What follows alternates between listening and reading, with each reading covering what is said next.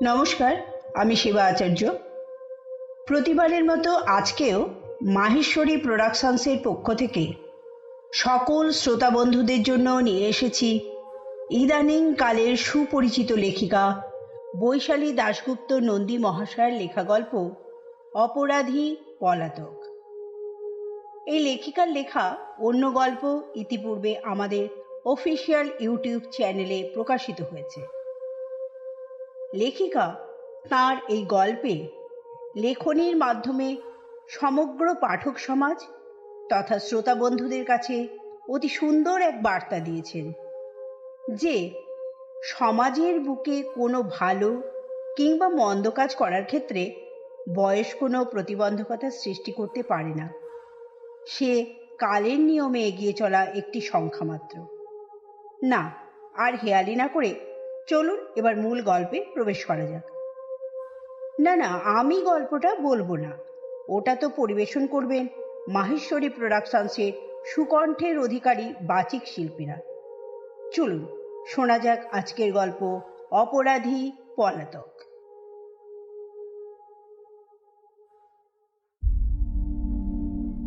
আনমনে বাড়ির বাঁকে পা দিতেই আঁতকে উঠল শুক্তি। আজ আবার একটা বিড়াল চাপা পড়েছে। ইস, পেটের কাজটা থেতলে গেছে একেবারে। এই গলির বাঁকটা বড্ড বিপজ্জনক। উল্টো দিক থেকে গাড়ি এলেও দেখা যায় না। প্রায় রাস্তার কুকুর বেড়ালগুলো এর বলি হয়। গাড়িগুলোও আছে, একটু আস্তে চললেই পারে এই রাস্তায়।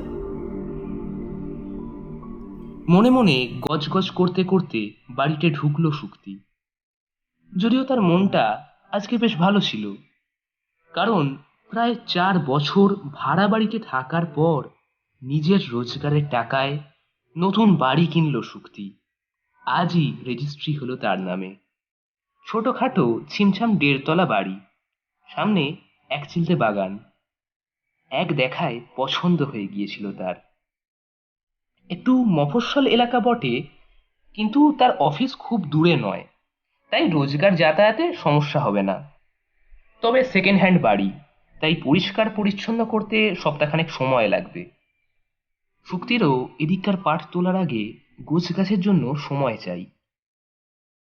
একটা বেশ বড় মাপের এনজিওতে চাকরি করে শুক্তি। ওদের সংস্থা শিশুদের নিয়ে কাজ করে, অর্থাৎ যেসব শিশুরা পরিবার অথবা অন্য কোথাও শোষিত বঞ্চিত, তাদের উদ্ধার করে পুনর্বাসনের ব্যবস্থা করে তারা।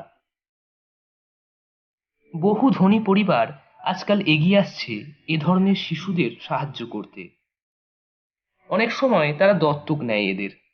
সব সময় যে পরিবারের সঙ্গে রাখে তা নয়। শিশুটি হয়তো হোমেই থাকে, কিন্তু তার সব খরচ বহন করে সেই পরিবার। শুক্তি তাদের হোমে যে শিশুরা থাকে তাদের সঙ্গে এই পরিবারগুলির যোগাযোগ করিয়ে দেবার দায়িত্বপ্রাপ্ত। সারাদিন কাজের পর ক্লান্ত শরীরে বাড়িতে ফিরে বেশিক্ষণ জাগতে পারে না শুক্তি। খুব বেশি হলে 10টার মধ্যেই বিছানায় যায় সে, আর শোয়া মাত্রই ঘুমের অতলে তলিয়ে যায়।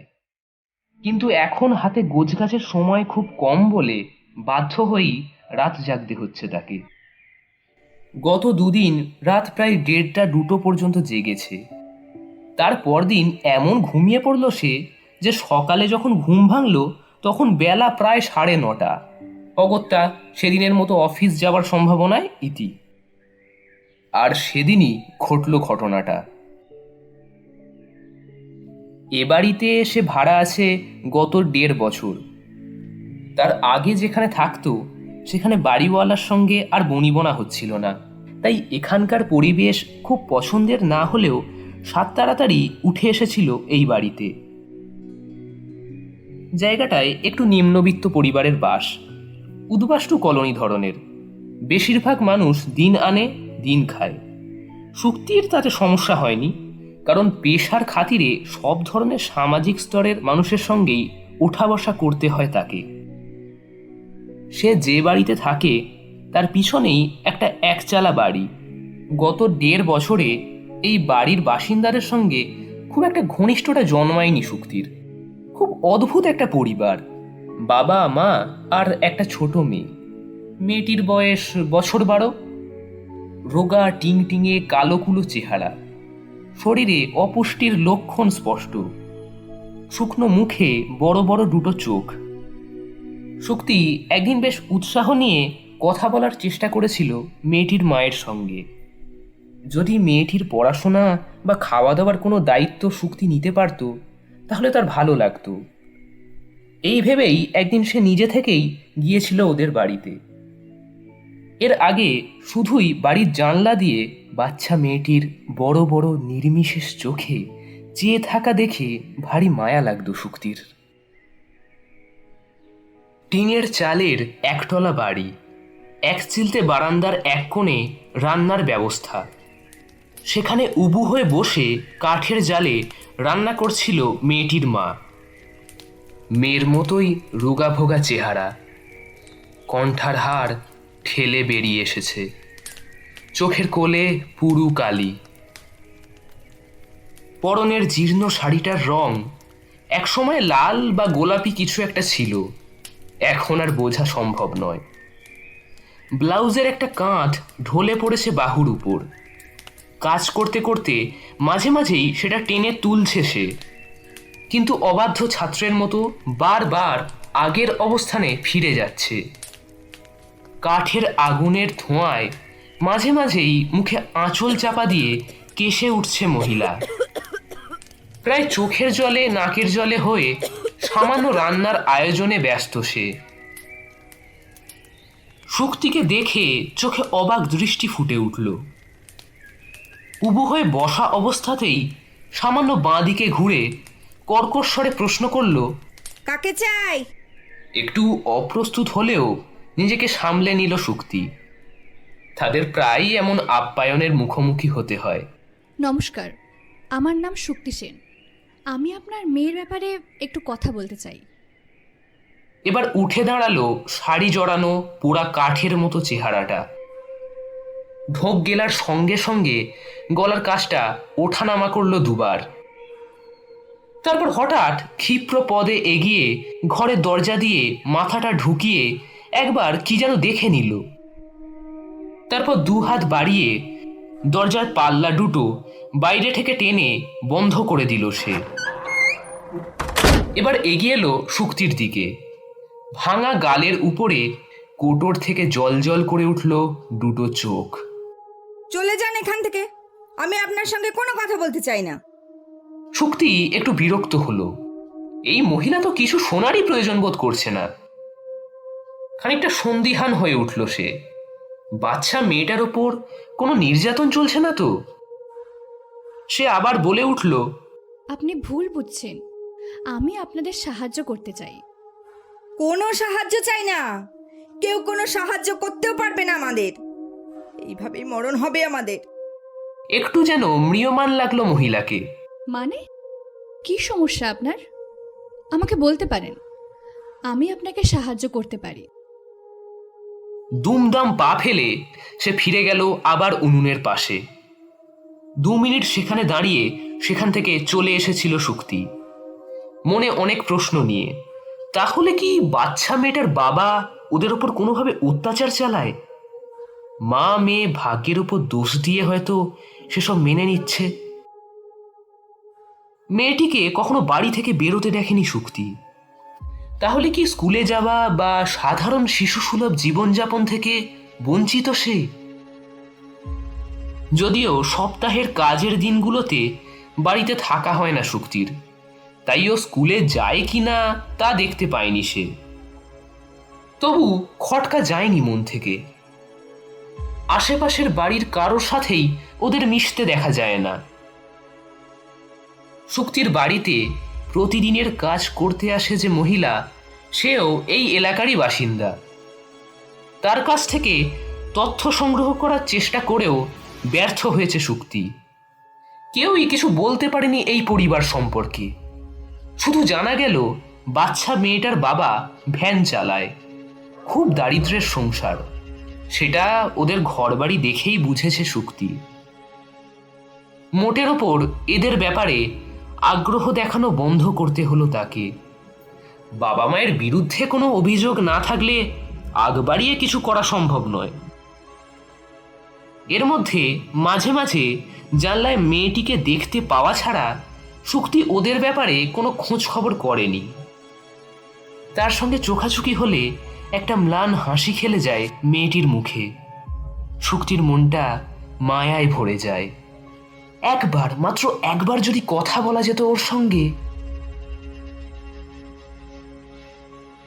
আস্তে আস্তে এই অপারগতা মেনে নিয়েই দিন কাটছিল শুক্তির। তার মধ্যেই ঘটে গেল ঘটনাটা। সেদিন অনেক বেলা করে ঘুম ভাঙল তার, তাও একটা চেঁচামেচিতে। আওয়াজটা তার বাড়ির পেছন থেকে আসছে। নাইটির উপর একটা হাউস কোট চাপিয়ে পিছনের বারান্দায় গিয়ে দাঁড়ালো শুক্তি। বেশ কিছু লোক ভিড় করেছে এই বাড়ির সামনে। কয়েকজন মহিলা পুরুষের উত্তেজিত গলার আওয়াজ। পাশে দাঁড়ানো পুলিশ ভ্যান শুক্তির মনে এক অজানা আশঙ্কার জন্ম দিল। দ্রুত পায়ে সে বারান্দা থেকে নেমে এসে দাঁড়ালো ভিড়টার পাশে। মোটামুটি যা জানা গেল, বাসন্তী মানে মুনিয়ার মা মারা গেছে। নামগুলো প্রতিবেশীদের কাছ থেকে আজই প্রথম জানতে পারল শুক্তি। আজ ভোরে একজন বয়স্ক মহিলা কাজে বেরিয়ে ওদের ঘরের দরজা খোলা দেখে কৌতূহলবশত প্রথমে বাসন্তীর নাম ধরে ডাকেন। তাতে উত্তর না পেয়ে ঘরের মধ্যে উঁকি দিতেই বীভৎস দৃশ্য। বাসন্তী হাত পা ছড়িয়ে মেঝেতে পড়ে আছে। কেউ বা কারা কোনো ধারালো অস্ত্র দিয়ে তার পেট দুভাগ করে দিয়েছে। ঘরের মেঝে রক্তে ভেসে যাচ্ছে। মুনিয়াও কিছু দূরে পড়ে রয়েছে মেঝের উপর, রক্তে মাখামাখি তারও সারা শরীর। প্রথমে তাকেও মৃত মনে করেছিল সকলে, তবে পরে পুলিশ এসে আবিষ্কার করে মুনিয়া সম্পূর্ণ সুস্থ কিন্তু অচেতন। হয়তো এই নৃশংস খুনের সাক্ষী সে। এত নৃশংসতা তার শিশু মন নিতে পারেনি। কিন্তু মুনিয়ার বাবার কোনো খোঁজ পাওয়া যায়নি। এমনিতে সকাল 8টার আগে সে ভ্যান নিয়ে বের হয় না। আজ ভ্যান বাড়ির বাইরেই চেন দিয়ে বাঁধা অবস্থায় পড়ে আছে। বাসন্তীর দেহ আবিষ্কারের সময় থেকে এখনো কেউ তাকে দেখতে পায়নি। কাজেই পুলিশ এবং প্রতিবেশীরা সকলেই এই খুনের পেছনে তার হাত আছে বলেই সন্দেহ করছে। শুক্তির খুব কষ্ট হচ্ছিল। এই ব্যাপারটা সে আগেই সন্দেহ করেছিল। শুধু নিজেকে অপমানিত হওয়া থেকে বাঁচানোর জন্য সে মা মেয়েকে বিপদের মুখে ফেলে হাত গুটিয়ে নিয়েছিল। এই ব্যাপারটা কিছুতেই মন থেকে মেনে নিতে পারছিল না সে। একটু যদি উদ্যোগ নিয়ে বিষয়টার খোঁজ খবর করার চেষ্টা করত, তাহলে নিশ্চয়ই এই দিনটা দেখতে হতো না। বাসন্তীর এই মর্মান্তিক মৃত্যু, মুনিয়ার মানসিক ধকল, এই সব কোনো কিছুই ঘটতো না হয়তো। নিজেকে খুব অপরাধী মনে হতে লাগলো শুক্তির। এর জীবনে কি আর এই বীভৎস ট্রমা থেকে বেরোতে পারবে মেয়েটা? পুলিশের লোক একটা স্ট্রেচারে করে মুনিয়ার মায়ের মৃতদেহ বের করে আনছে। মাথা থেকে পা পর্যন্ত কালো পলিথিনে জড়ানো, দড়ি দিয়ে আষ্টে পৃষ্ঠে বাঁধা। সেদিনের সেই বিরক্তিতে ভরা মুখটা বারবার শুক্তির চৈতন্যকে গ্রাস করে ফেলতে লাগলো। পুলিশ মুনিয়াদের বাড়িটা সিল করে চলে যাবার পরেও কিছুক্ষণ জটলাটা সেখানেই দাঁড়িয়ে রইল। শুক্তিও জানার চেষ্টা করছিল হঠাৎ করে মুনিয়ার বাবা কেন এমন ঘটনা ঘটালো। মেয়েটা একটু বড় হওয়াই যেন চক্ষুশূল হয়েছিল বাপের। রোজই মারধর করতো মেয়েকে, ঘরে ঢুকিয়ে বাইরে থেকে তালা বন্ধ করে দিত। আমরা কিছু বলতে গেলে যা তা গালিগালাজ করত। তাই আর আমরা কেউ যেতাম না ওদের ব্যাপারে। এমনকি বাসন্তী অবধি বলতো, আমার স্বামীকে শাসন করার কি অধিকার আছে তোমাদের? কি আর বাপু যেচে অপমান হতে যাবে বলো? কিন্তু স্বামী স্ত্রীতে তো ভালোই বনিবনা ছিল বলেই মনে হতো। কে জানে, হয়তো মেয়ে না হয়ে একটা ছেলে হলে এই দিন দেখতে হতো না। পাড়ার কাকি জেঠি মাসিদের সমবেত বক্তব্য থেকে এই সারাংশটুকু আবিষ্কার করা গেল। ঘরের মেঝেতে রক্তে ভেজা একটা বড় রামপুরি চাকু পাওয়া গেছে। এক্সিবিট হিসেবে সেটা নিয়ে গেছে পুলিশ। ওটাই সম্ভাব্য মার্ডার ওয়েপন। ঘরে ফিরে সবার আগে শুক্তি ফোন করলো তাদের ম্যানেজিং ডিরেক্টর অশ্বিনী ম্যামকে। ওর অনেক বড় বড় জায়গায় চেনা আছে, মুনিয়ার একটা ব্যবস্থা করতেই হবে। মুনিয়াকে যদি তাদের এনজিওর আওতায় এনে ফেলা যায় তবে ওর একটা ভালো ভবিষ্যতের আয়োজন করে দেবে শুক্তি। কেন যেন মেয়েটার প্রতি একটা দায়িত্ববোধ কাজ করছিল তার। অশ্বিনী ম্যাম সব শুনে নিজেও খুব কৌতূহলী হয়ে পড়লেন মুনিয়ার ব্যাপারে। কথা দিলেন তিনি বিষয়টা দেখবেন। পরবর্তী দুদিনের মধ্যে ভালো খবরটা পেয়ে গেল শুক্তি। সব ব্যবস্থা হয়ে গেছে। মুনিয়া হাসপাতাল থেকে ছাড়া পেয়ে তাদের এনজিওর অধীনস্থ হোমেই থাকবে। কাজেই শুক্তি তার মনের মতো কোনো অভিভাবক জুটিয়ে দিতে চাইলে দিতেই পারে। যতদিন না হয় ততদিন মুনিয়ার পড়াশোনা, থাকা, খাবার দায়িত্ব তাদেরই।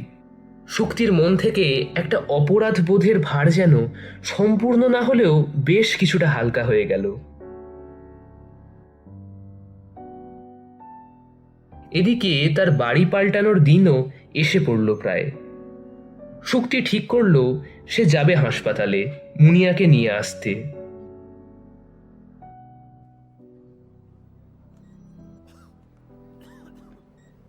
পরের দিন বেলা 11টা নাগাদ সে গিয়ে উপস্থিত হলো হাসপাতালে।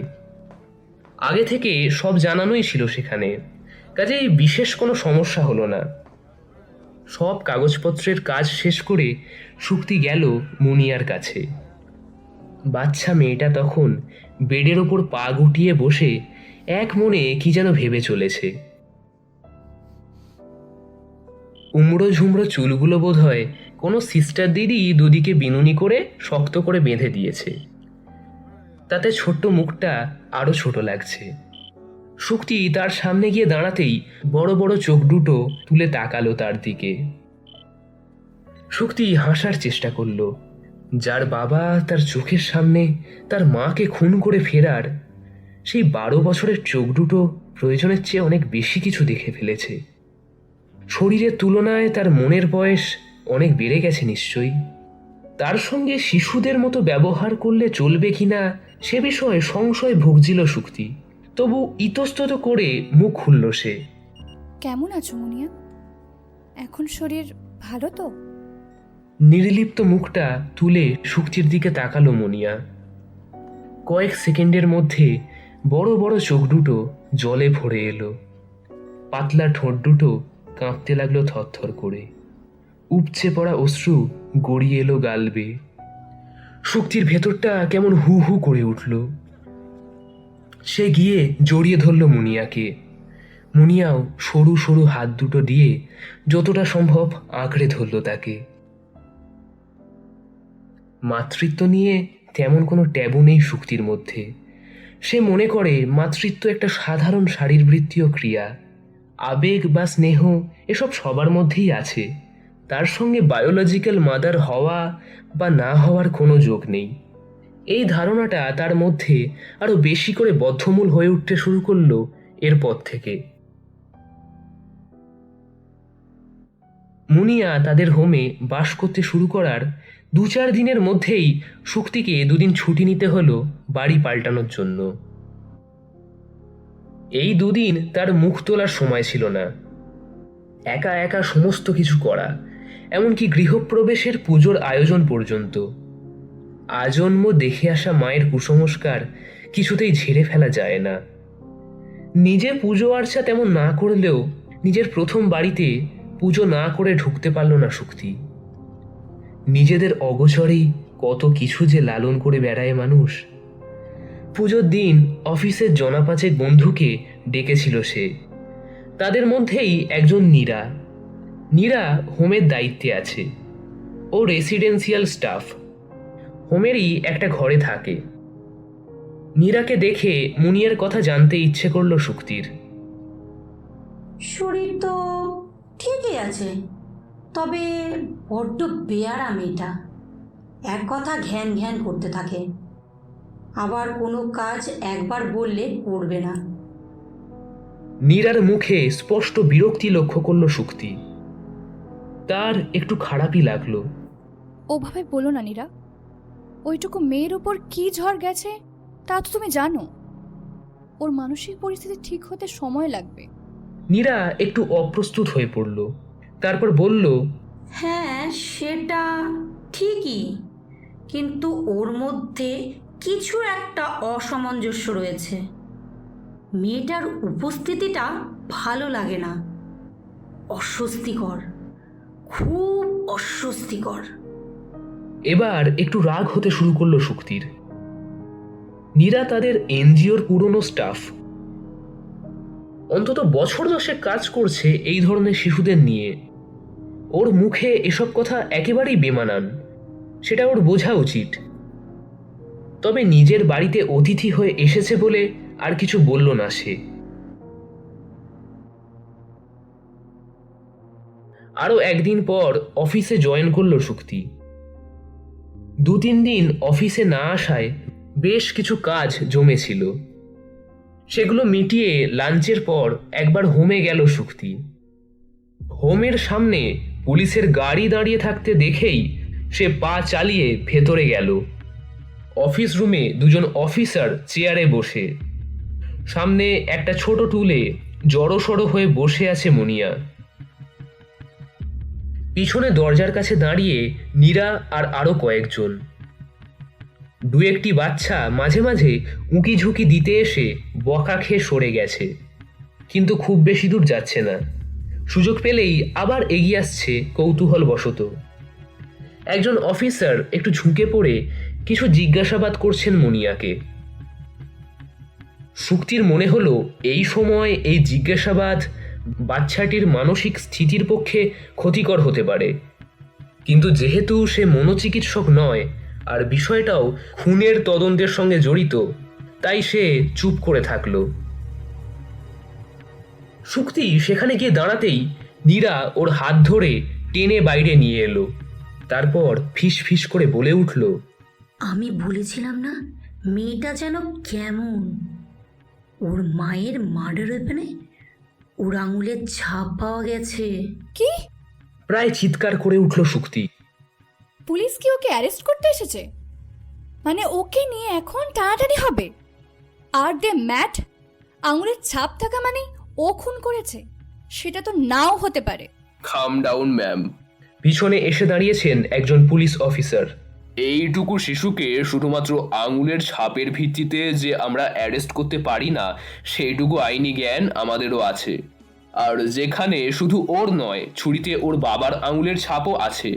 হতে পারে ওর বাবা ওর মাকে খুন করার পর মেয়েটি ছুরিটা ধরেছিল। তবে যেহেতু ও একমাত্র প্রত্যক্ষদর্শী, তাই ওর সাক্ষ্য এ কেসে অত্যন্ত মূল্যবান। একটা দীর্ঘশ্বাস ছাড়ল Shukti. I am sorry officer, আসলে নীরার কাছে শুনে খুব অসহায় লাগছিল। তা মুনিয়া কিছু বলল? কি হয়েছিল সে রাত্রে? সেটাই তো মুশকিল ম্যাডাম। মেয়েটা এখনো এত ঘাবড়ে আছে, কিছুই মনে করতে পারছে না। যেটুকু বলছে তাও অসংলগ্ন। এই মুহূর্তে যা বলছে, পরের মুহূর্তে অন্য কথা বলছে।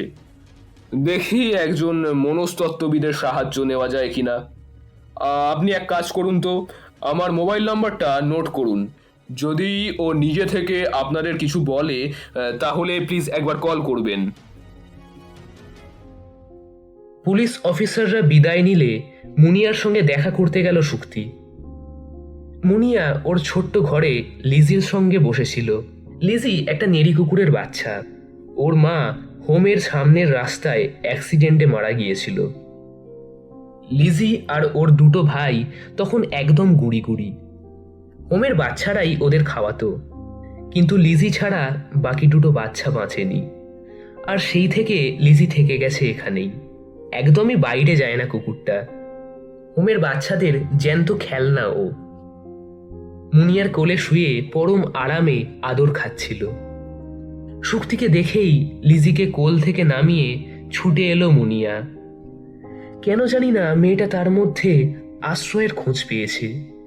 এমনও হতে পারে শুক্তি এখানে তার একমাত্র চেনা মুখ। এসেই বলে উঠল, তুমি এতদিন আসনি কেন? বলতে বলতেই শুক্তির হাতের কবজি চেপে ধরল সে। শুক্তি বলতেই যাচ্ছিল সে কেন আসতে পারেনি, কিন্তু কবজিতে একটা তীব্র যন্ত্রণা অনুভূত হতেই উফ, বলে হাত ছাড়িয়ে নিল সে। কি কঠিন মুঠো মেয়েটার! বিস্ময় হতবাক হয়ে অন্য হাত দিয়ে কবজিতে হাত বোলাতে লাগলো শক্তি। মুনিয়া সঙ্গে সঙ্গে লাগলো তোমার? কই দেখি, আমি হাত বুলিয়ে দিই। বলে আবার টেনে নিল শক্তির হাতটা।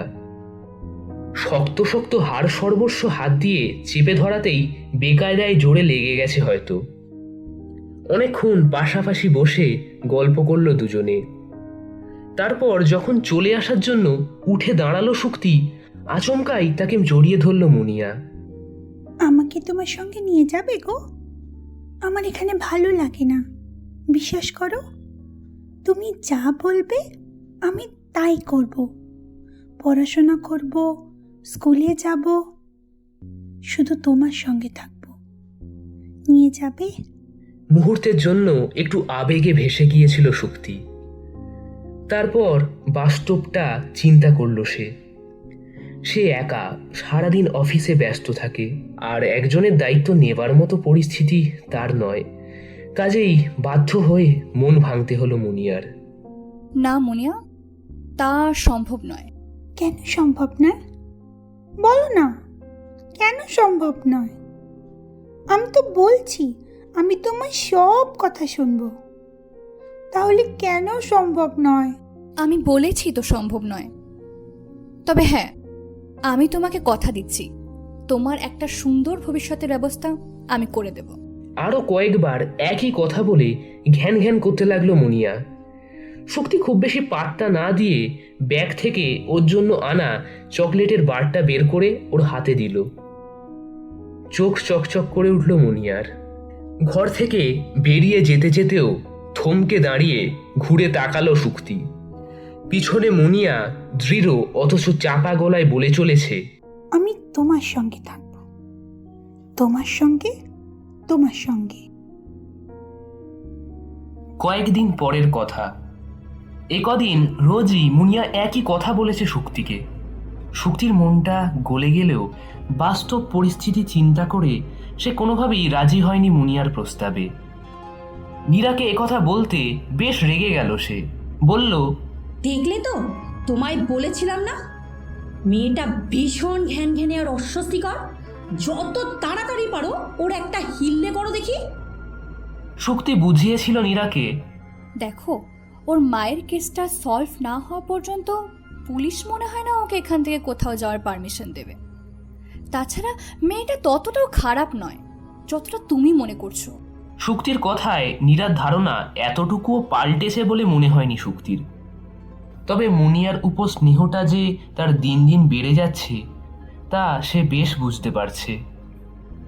এরকমই একদিন অফিসে এসে সবে গুছিয়ে বসেছে শক্তি, এমন সময় তার টেবিলের ওপর ফোনটা কর্কশ শব্দে বেজে উঠল। ওপারে নীরা চাপা গলায় বলে উঠল,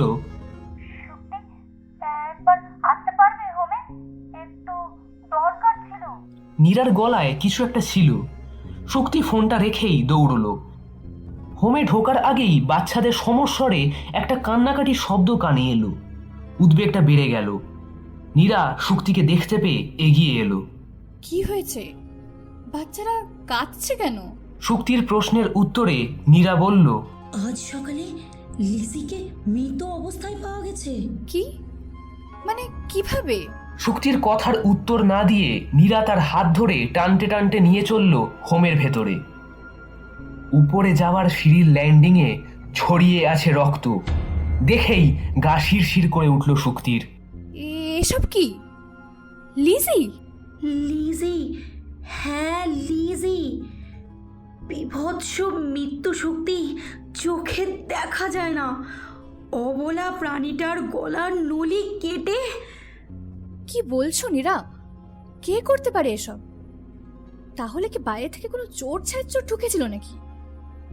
লিজি চিৎকার করতে পারে সেই ভয়ে? জোর করে একটু হাসলো নীরা। তোমার মনে হয় হোমে চোর আসবে? কতগুলো হাড় হাবাতে বাচ্চা সেখানে থাকে, সেখানে কি সম্পত্তি লোভে চোর আসবে? শুক্তি নীরার কথায় সায় না দিয়ে পারল না। তাহলে তাহলে একটা কুকুরকে কে এইভাবে খুন করতে যাবে? নীরা কিছুক্ষণ তাকিয়ে রইল শুক্তির মুখের দিকে, তারপর আস্তে আস্তে বলল, কাল রাতে আমি টয়লেটে যাওয়ার জন্য উঠেছিলাম শক্তি, আমি কিছু দেখেছি। ভ্রু কুচকে তাকালো শুক্তি। নীরা বলে চলল, আমি রাতে টয়লেটে উঠলে একবার সব বাচ্চাদের ঘরে উঁকি মেরে দেখিনি সব ঠিকঠাক আছে কিনা। কালও তাই করেছিলাম। তুমি তো জানো মুনিয়া যে ঘরে থাকে সে ঘরে এখন ও ছাড়া আর কেউই নেই। বাকি দুটো বেড তো খালি পড়ে আছে, তাই ওর জন্য চিন্তাটা একটু বেশি থাকে, রাতে ভয় টয় না পায়। কাল ওর ঘরে উঁকি দিয়ে অবাক হয়ে গেলাম, ও ঘরেই নেই। আমি এদিক ওদিক দেখতে দেখতে ও এসে ঘরে ঢুকলো, আমাকে দেখেই চমকে উঠল। তারপর নিজে থেকেই বলল ও নাকি টয়লেটে গিয়েছিল। হ্যাঁ, তো এটা অবাক হওয়ার কি আছে? যেতেই পারে। তুমি ভুলে যাচ্ছ শক্তি, তখনই আমি টয়লেট থেকে ফিরছি, মুনিয়া সেখানে ছিল না। আর তাছাড়া ও যখন ঘরে ঢুকছিল আমি খেয়াল করেছি ও টয়লেটের দিক থেকে আসেনি, এসেছিল সিঁড়ির দিক থেকে। এটা কিন্তু একটু বাড়াবাড়ি হয়ে যাচ্ছে নীরা। তুমি কি বলতে চাইছো? লিজিকে মুনিয়া মেরেছে? অমন নিষ্ঠুরভাবে একটা প্রাণীকে খুন করা ওটুকু মেয়ের পক্ষে সম্ভব? আর ও লিজিকে কতটা ভালোবাসতো সেটা তুমি দেখোনি? না না, তোমার এই কথাটা আমার একেবারেই ভালো লাগলো না। অপ্রস্তুত নীরাকে আর কিছু বলার সুযোগ না দিয়ে বেরিয়ে আসে শুক্তি। হোমের গেট দিয়ে বেরোনোর সময় পেছন থেকে বাধা পেয়ে থমকে দাঁড়ালো শুক্তি। মুনিয়া ওর শাড়ির আঁচল চেপে ধরেছে। শুক্তি ওর দিকে ঘুরে তাকাতেই ফিসফিস করে বলে উঠল, এই জন্যেই তো আমি তোমাকে এত ভালোবাসি। শুক্তি বিস্ময়ে হতবাক হয়ে কিছু বলার আগেই এক ছুটে ভেতরে ঢুকে গেল মুনিয়া। মাঝরাতে ঘুম ভেঙে গেল শুক্তির। একটা দম বন্ধ করা অনুভূতি হচ্ছে।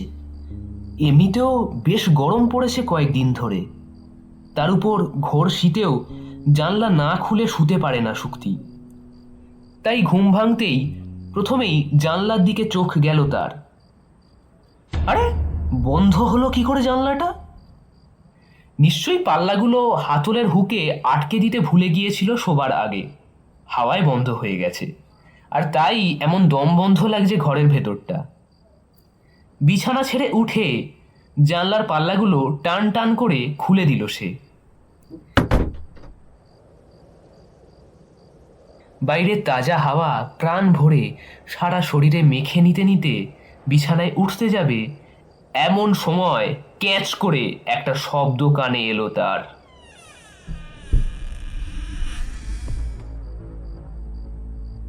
খুব জোরে নয়, তবে পরিচিত শব্দ বলেই অবাক হলো শুক্তি। শোবার ঘর, রান্নাঘর আর ড্রয়িং রুম ছাড়া যে একটি মাত্র ছোট ঘর আছে এই বাড়িতে, সেই ঘরে তার মায়ের ব্যবহার করা কাঠের বহু পুরনো আলমারিটা রাখা আছে। মায়ের স্মৃতি বলেই শুক্তি ওটাকে এখনো বয়ে বেড়ায়। কিছু অপ্রয়োজনীয় জিনিসপত্র রাখা থাকে ওতে, তাই তালা দেওয়ার দরকার পড়ে না।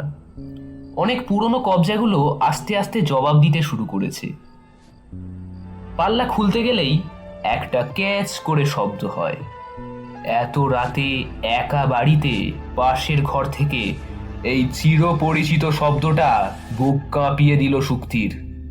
উপায় নেই, যতই ভয় লাগুক তাকে উঠতেই হবে দেখতে। নইলে ঘুম আসা সম্ভব নয়। পা টিপে টিপে ঘর থেকে বেরিয়ে পাশে রান্নাঘর থেকে সবজি কাটা ছুরিটা হাতে নিয়ে শক্ত করে ধরে এগোতে থাকে শুক্তি। ইচ্ছে করেই ঘরের লাইট জ্বালালো না শুক্তি। যদি সত্যি কোনো চোর ডাকাত ঢুকে থাকে তাকে সতর্ক করে দিতে চাইছিল না সে। বাইরে থেকে রাস্তার আলো যেটুকু এসে ঢুকছিল সেটাই তার পক্ষে যথেষ্ট। কাঠের আলমারিটা যে ঘরে আছে তার সামনে দাঁড়িয়ে ভেতরটা দেখতে চাইল শুক্তি। আলমারির একটা পাল্লা আধ খোলা। সে নিজে গত 2-3 দিনের মধ্যে আলমারিটা খোলেনি, আর ওটার পাল্লাগুলো পুরনো বলে বেশ শক্ত। কাজেই ওটা খোলা থাকা কিছুতেই সম্ভব নয়। তাহলে কি কেউ লুকিয়েছে ওর ভেতরে? ডান হাতে ছুরিটা বাগিয়ে ধরে বাঁ হাত দিয়ে এক টানে খুলে ফেললো পাল্লাটা। কেউ নেই, একদম ফাঁকা ভেতরটা। অল্প কিছু অপ্রয়োজনীয় জামা কাপড়, বেডশিট, পর্দা ছাড়া আর কিছুই নেই। বুক চিরে একটা স্বস্তির নিঃশ্বাস বেরিয়ে এলো শুক্তির। কিন্তু তা বেশিক্ষণ স্থায়ী হলো না। আলমারির পাল্লাটা ভালো করে বন্ধ করে পিছন ফিরেই চমকে উঠল সে। হাত থেকে ছুরিটা খসে পড়ল। দরজার গায়ে হেলান দিয়ে দাঁড়িয়ে আছে একটা অবয়ব। উচ্চতা দেখেই শুক্তির মনে একটা সন্দেহ প্রবল হয়ে উঠল। দেয়ালের গায়ের সুইচ টিপে আলো জ্বালতেই সে নিশ্চিত হয়ে গেল যে তার সন্দেহটা সম্পূর্ণ সঠিক। দরজায় হেলান দিয়ে দাঁড়িয়ে আছে মুনিয়া। বড় বড় চোখ দুটোর দৃষ্টি তার দিকেই নিবদ্ধ। এখন আর মুনিয়াকে দেখে স্নেহ ভালোবাসার অনুভূতি আসছিল না শুক্তির। মুনিয়ার দৃষ্টিতে একটা অজ্ঞাত অভিব্যক্তি। শুক্তি জানে না তাতে কি রয়েছে, ব্যঙ্গ নাকি শুক্তির ভয়টাকে তাড়িয়ে তাড়িয়ে উপভোগ করছে সে। হ্যাঁ, শুক্তি ভয় পাচ্ছে এই একরত্তি মেয়ের অদ্ভুত চাহনিকে। মুনিয়া, তুমি এত রাতে আমার বাড়িতে কি করছো? আর এলেই বা কি করে? ঢুকলে কি করে বাড়িতে? ভয়ে বিস্ময়ে চিৎকার করে উঠল শুক্তি। সামান্য হাসি খেলে গেল মুনিয়ার চোখে মুখে। কয়েক মুহূর্ত স্থায়ী হলো সেই হাসি। তারপর চোয়াল কঠিন হয়ে উঠল তার। শুক্তির দিকে এগিয়ে এসে বলল, বলেছিলাম না আমাকে তোমার কাছে নিয়ে আসতে? মাথাটা চট করে গরম হয়ে গেল শুক্তির। নীরা ঠিকই বলেছিল, এ মেয়েকে বেশিক্ষণ সহ্য করা যায় না। সে রুক্ষ কণ্ঠে বলে উঠল, এত সাহস তোর? আমি নিয়ে আসিনি বলে এত রাতে চোরের মতো ঢুকবি বাড়িতে? দাঁড়া, আমি এক্ষুনি নীরাকে ফোন করে বলছি কয়েকজন লোক নিয়ে এসে তোকে এখান থেকে নিয়ে যেতে। মুনিয়ার পাশ কাটিয়ে এসে নিজের শোবার ঘরে ঢুকলো শুক্তি। এখনো তার মাথায় আসছে না মেয়েটা এত রাতে কিভাবে এলো। যদিও তার এই বাড়ি থেকে অফিসের দূরত্ব বেশি নয়, তবু এত রাতে বাস বা অন্য কিছু পাওয়া তো সম্ভব নয়। তাছাড়া হোমের গেটে পাহারা থাকে।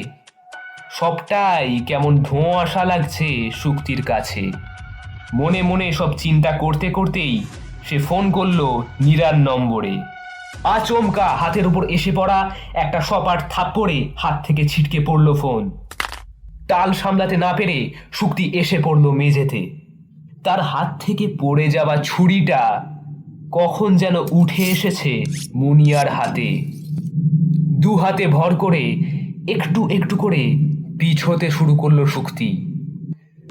মুনিয়া মেঝের উপর হামাগুড়ি দেওয়ার মতো করে এগিয়ে এলো একদম শুক্তির মুখের সামনে।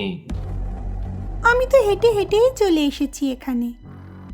তুমি রাতে ঘুমোতে যাওয়ার আগে ওই আলমারিতে ঢুকে চুপ করে বসেছিলাম। কাউকে ডেকো না তুমি, আমাকে থাকতে দাও না তোমার কাছে। তুমি তো আমাকে ভালোবাসো, তাই না বলো? আমাকে যারা ভালোবাসে আমি তাদের কিচ্ছু করি না, কিন্তু বেশিরভাগ লোকই আমাকে ভালোবাসে না। দেখো না ওই কুকুর বিড়ালগুলো, আমি কত ভালোবাসতাম ওদের সবাইকে, শুধু বলতাম আমার কাছে থাক, তা না খালি আমাকে ছেড়ে এবারে সেবারে ঘুরতো। আমার এত রাগ হয়। ওই যে তোমাদের লিচি, আমার কোল ছেড়ে উঠে দৌড়তো অন্য মেয়েগুলোর কাছে, তাই দিলাম আমার ভাঙা আয়নার কাঁচ দিয়ে ওর গলার নলিটা কেটে। যখন বাবা মায়ের কাছে থাকতাম, কুকুর বিড়ালগুলোকে বাবা রাত্রিবেলায় রাস্তায় ফেলে দিয়ে আসতো। সবাই ভাবতো গাড়ির তলায় চাপা পড়ে মরেছে। বেওয়ারিশ কুকুর বিড়ালের মৃত্যু নিয়ে কে আর মাথা ঘামায় বলো? কিন্তু লিজিকে কে আর ফেলে দিয়ে আসবে, তাই জানাজানি হয়ে গেল, যদিও কেউ বোঝেনি কে করেছে। শুকটি কাঠ হয়ে বসে মুনিয়ার কথা শুনছিল আর অপেক্ষা করছিল কখন ওর হাতের ছুরির ফলাটা এফোড় ওফোড় করে দেবে তার হৃৎপিণ্ড। এতদিনে তার কাছে স্পষ্ট হলো তার আগের ভাড়া বাড়ির সামনের রাস্তায় প্রায় বেড়াল কুকুরের ছিন্ন ভিন্ন দেহ পড়ে থাকার রহস্য। আর একটা সন্দেহ মাথা চাড়া দিচ্ছিল শুক্তির মনে। খুব শিগগির তারও উত্তর মিলল। আমার বাবা মা আমাকে পছন্দ করতো না, খালি আমাকে ঘরে বন্ধ করে রাখতে চাইতো। সেদিন রাতে মাটাকে মারলাম, বাবাটাকেও শেষ করেই দিতাম, কিন্তু আমাকে ধাক্কা মেরে কোথায় যেন পালিয়ে গেল।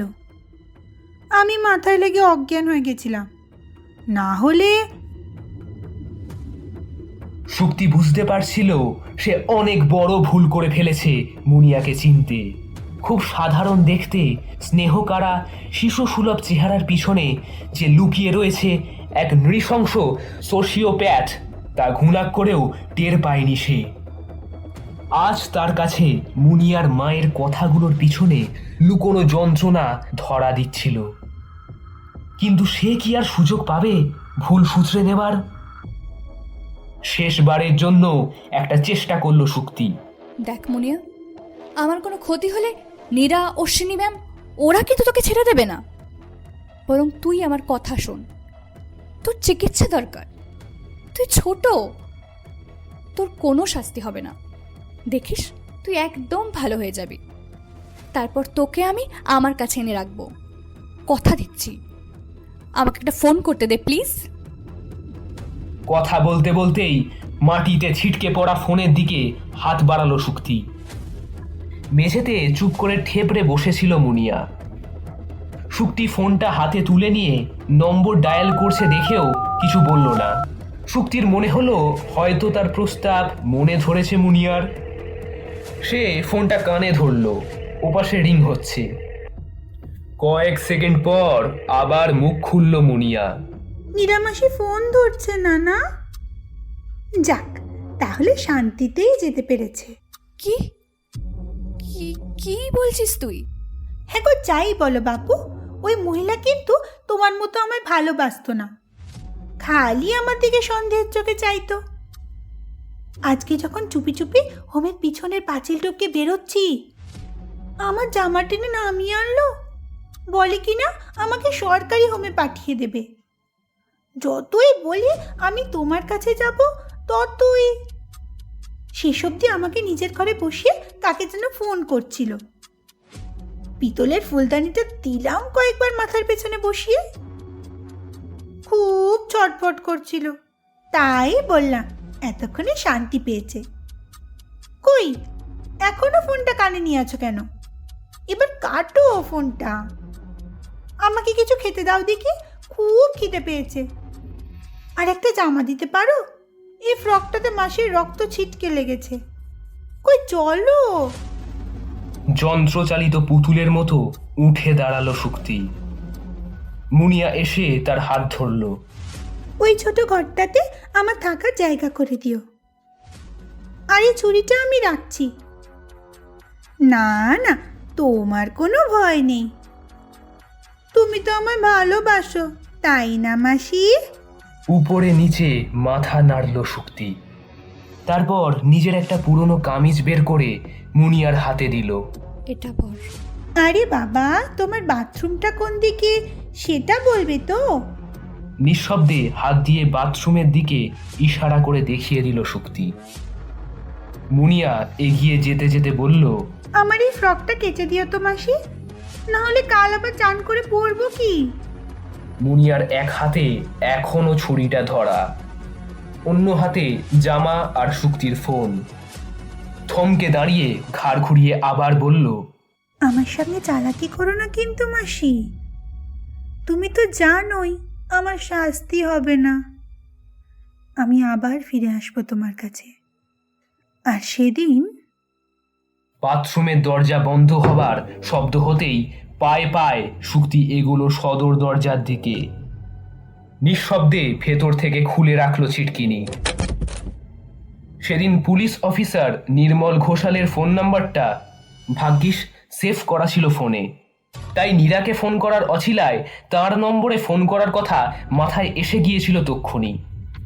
মুনিয়া যখন কথা বলছিল উনি লাইনে ছিলেন, সবই শুনেছেন। যে কোনো সময় এসে পড়বেন দলবল নিয়ে। নিজের উপস্থিত বুদ্ধির তারিফ না করে পারল না শুক্তি। ঘরে ফিরেই আসছিল, কিন্তু সে বোঝেনি ঈশ্বর তার চেয়েও বেশি উপস্থিত বুদ্ধি দিয়ে তৈরি করেছেন মুনিয়াকে।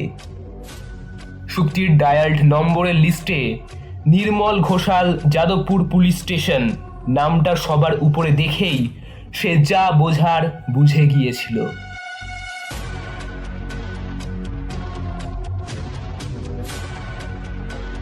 নীরা আর শুক্তির রক্তমাখা ফ্রকটা এ বাড়িতে ছেড়ে রেখে শুক্তির কামিজ পরে রাস্তায় নামলো মুনিয়া। নির্মল ঘোষাল এসে যখন ছুরিতে কোপানো শুক্তির রক্তাক্ত প্রাণহীন দেহটা আবিষ্কার করলেন, ততক্ষণে মুনিয়া কতদূর গেছে কে জানে।